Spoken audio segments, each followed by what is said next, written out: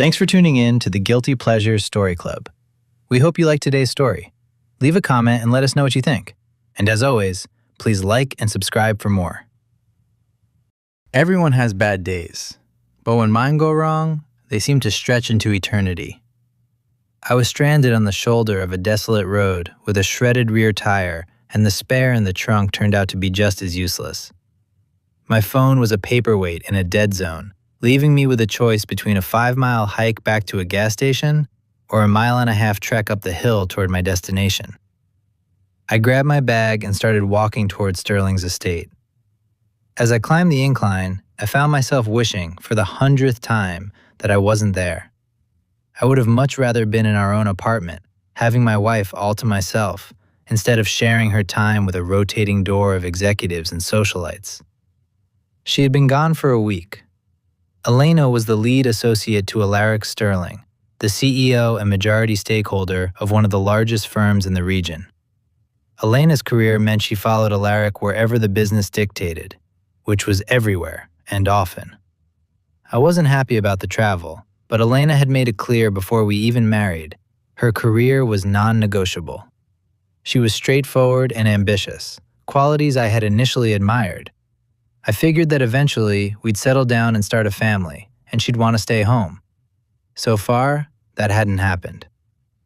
Elena had been in San Francisco for 4 days. She and Alaric had flown back that afternoon and gone straight to his estate to prepare for a weekend event. The plan was for me to meet her there, spend the weekend at the pool party, and then we would finally have a week off together, alone. I could have walked to the main gate and buzzed for entry, but the house was visible across the field. I decided to cut cross-country to save time. The terrain was rougher than I anticipated, and by the time I approached the side of the house, the sun was dipping below the horizon. I saw Elena first. She was sitting on the terrace, illuminated by the soft glow of the patio lights. I was about to call out and wave when Alaric stepped out of the French doors. He was wearing a silk robe, and the way he moved toward her was far too familiar. I froze as I watched them. There was no hesitation, no conversation. They fell into an intimate embrace that shattered every illusion I had about our marriage. At first, I was paralyzed. Then, a cold, sharp anger began to coil in my chest. I started moving toward the house, my mind racing with 100 different ways to end this. But the closer I got, the more I felt a morbid need to hear what they were saying. I slipped into the shadow of a grove of trees near the terrace. "You're incredible, Elena," Alaric murmured, his voice carrying clearly in the night air. "No one handles things quite like you." I stood perfectly still. My dark clothes blended into the shadows, and the rustle of the wind masked my breathing. I watched my wife smile at her boss, her hand lingering on his arm with a casualness that made my skin crawl. "We have time to go inside before Leo gets here," Alaric suggested, checking his watch. "The gate security will give us plenty of warning when he buzzes in." Elena shook her head, her voice calm and professional. "No, you know my rule, 12 hours. I don't go from another man to my husband unless 12 hours have passed." Alaric laughed, a dry, cynical sound. "That's a ridiculous rule. You come to me after being with others for the sake of the firm all the time." "That's different," she replied. "I love my husband. I only like you. It's a wife thing. Leo deserves better than he gets, and I know it.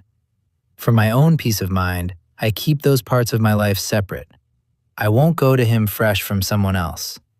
It's why I keep certain boundaries with you that I only share with him." Alaric stepped closer again. "Are you coming to my room tonight, after you're finished with him?" Elena paused.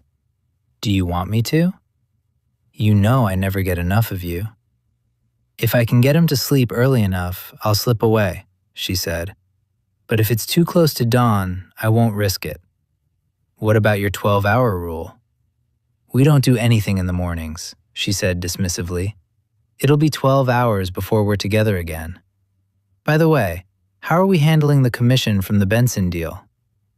10% into your personal account, the rest in company stock," Alaric replied. He was very impressed with your dedication. He wants to see you again in San Francisco next week. Not next week, Elena said. Leo and I are supposed to go away. Tell Benson I'll see him the week after. I had heard enough. I quietly backed away and circled around to the front of the house. I waited a few minutes to give them time to compose themselves, then I walked up to the front door and rang the bell. I knew Alaric was watching the security feed. It took him several minutes to answer. I'm sure he had to run and warn Elena so she could freshen up and act the part of the doting wife. I had to force my hands to stay at my sides when he finally opened the door. I played the part of the tired husband, explaining the flat tire and the long walk. Elena came running down the stairs a moment later, throwing her arms around me. She kissed me. She tasted like peppermint and told me how much she had missed me. We had drinks, a long dinner, and polite conversation. I watched them both, my heart a block of ice, as Elena told me how glad she was that I was finally there. When we finally went upstairs to our guest suite, the rage was vibrating under my skin. Elena was attentive, acting as though I were the only man in the world. We were together that night, but there was no tenderness in it for me. I was distant, my movements harsh and cold. She asked me what was wrong, why I was being so rough, but I didn't answer. I just wanted it to be over. When I finished, I rolled over and pretended to fall into a deep sleep. 10 minutes later, I felt the bed shift. I kept my breathing rhythmic as she quietly got up and left the room. As soon as the door clicked shut, I was out of bed. I followed her down the hall and watched from the shadows as she disappeared into Alaric's room. I didn't go back to bed. I went down to the study, grabbed a book I didn't intend to read, and went back upstairs.